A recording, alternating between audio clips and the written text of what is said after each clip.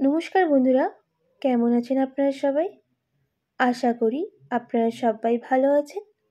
আর Prius cooking ব্লগে আপনাদের সবাইকে স্বাগত জানাই। আজকের রেসিপি নিরামিষি পনিরের মশলা। আর আমি একদম সম্পূর্ণ নিরামিষভাবে বানিয়েছি। আর স্কিপ না করে পুরো ভিডিওটা বা সম্পূর্ণ ভিডিওটা দেখার জন্য অনুরোধ রইল বন্ধুরা।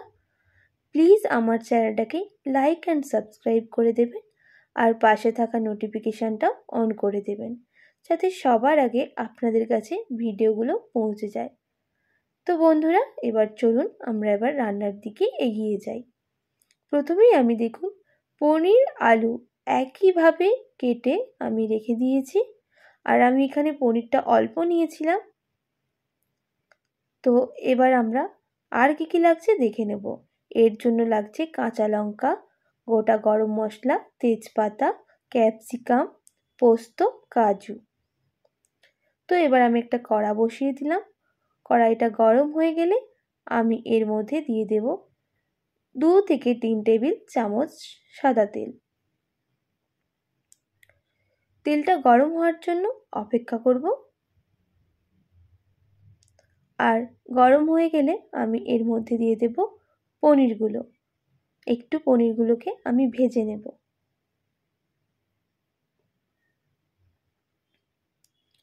পনিরগুলোকে বেশি ভাজলে পনিরগুলো শক্ত হয়ে যাবে। আমি হালকা একটু ভেজে নিতে হবে।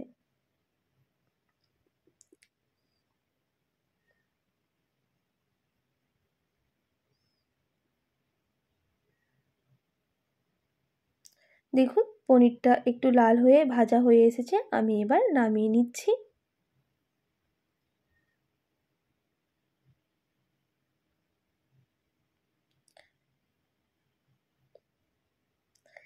এরপর আমি ওই তেলের মধ্যেই কেটে রাখা আলুগুলো ভেজে নেব। আর আলুর মধ্যে দিয়ে দেব অল্প লবণ।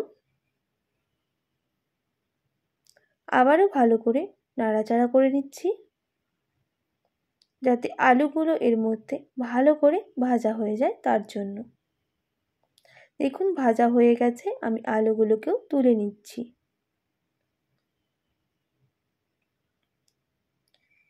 এবার আমি ওই তেলের মধ্যে দিয়ে দেব গোটা মশলাগুলো। আমি এখানে নিয়েছিলাম একটা এলাচ, দালচিনি, 2টো লবঙ্গ আর তেজপাতা। এবার গরম মশলাগুলোকে একটু ভালো করে ভেজে নিতে হবে।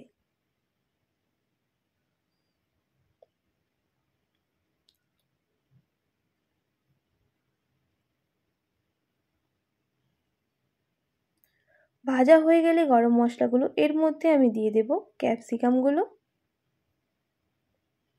আর ক্যাপসিকামগুলোকে একটু ভালো করে আমি ভেজে নেব।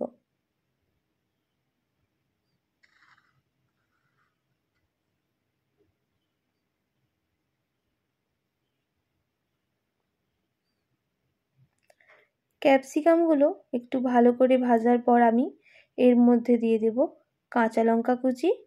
আমি এখানে কাঁচা লঙ্কাগুলো খুবই ঝাল ছিল, আমি তার জন্য কাঁচা লঙ্কা কম ইউজ করেছি। যেহেতু আমি এখানে গুঁড়ো লঙ্কা দেব না, আমি তার জন্য বেশি করেই কাঁচা লঙ্কা ইউজ করেছি। এরপর আমি দিয়ে দেব পোস্ত আর কাজু বাটাটা। আর ভালো করে তেলের সাথে ভেজে নেব।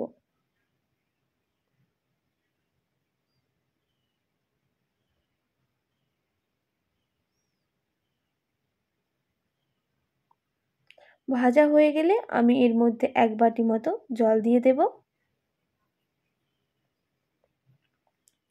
আবারও ভালো করে নাড়াচাড়া করে নেব।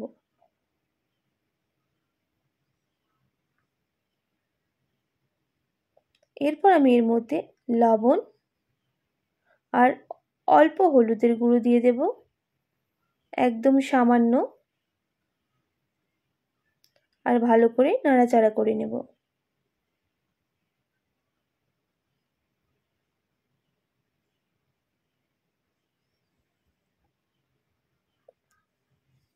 এরপর আমি এর মধ্যে ভেজে রাখা আলুগুলো দিয়ে দিচ্ছি। আর আলুর সাথে মশলাটাকে মিশিয়ে নিচ্ছি।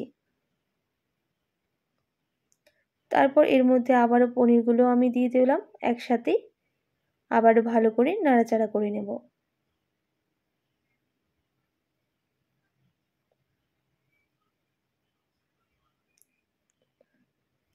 এরপর আমি কালারের জন্য দিয়ে দিচ্ছি হাফ টেবিল চামচের মতো কাশ্মীরি লঙ্কার গুঁড়ো, আর আবারও ভালো করে নাড়াচাড়া করে নিয়ে আমি মশলাটার সাথে আলু আর পনিরটাকে কষিয়ে নেব।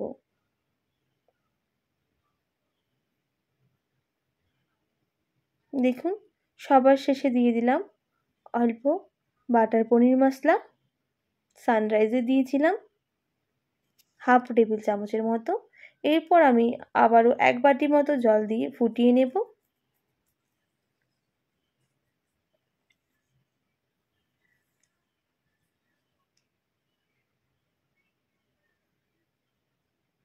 দেখুন গ্রেভিটা একদম কমে এলে আমি এর মধ্যে দিয়ে দেব অল্প বাটার, দিয়ে একটু ভালো করে মিক্স করে নেব।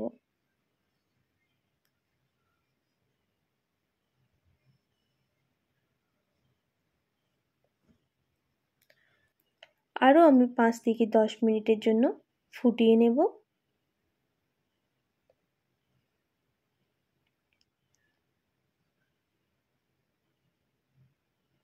দেখুন এরপর আমি দিয়ে দেব হাফ বাটি মতো কাউ মিল্ক, আবারও ভালো করে নাড়াচাড়া করে নেব।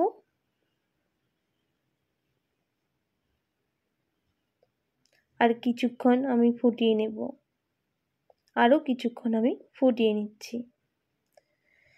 এরপর আমি সবার শেষে দিয়ে দিচ্ছি অল্প চিনি স্বাদের জন্য। আপনারা চিনিটা আর দুধটা দুটোই স্কিপ করে দিতে পারেন, আমি দিয়েছি স্বাদের জন্য, আপনারা অবশ্যই ট্রাইও করতে পারেন। তো বন্ধুরা দেখুন একদম গ্রেভি গ্রেভি হয়ে এসেছে আর রেডিও হয়ে গেছে। আমি এবার নামিয়ে নেব একটা পাত্রের মধ্যে।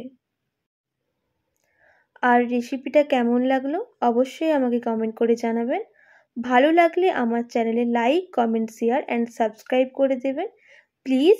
আর পাশে থাকা নোটিফিকেশানটাও অন করে দেবেন, যাতে সবার আগে নিত্য নতুন রান্নার ভিডিওগুলো আপনাদের কাছে পৌঁছে যায়। তো বন্ধুরা ভালো থাকবেন, সুস্থ থাকবেন, এখনের জন্য টাটা। আবারও কিছুটা রেসিপি নিয়ে বা কিছু রেসিপি নিয়ে আবারও চলে আসবো। তো আমার ভিডিওটা এতক্ষণ আমার সাথে দেখার জন্য অনেক অনেক ধন্যবাদ আপনাদেরকে। তো এখনের জন্য টাটা, আবারও ফিরে আসি নতুন কোনো ভিডিও নিয়ে।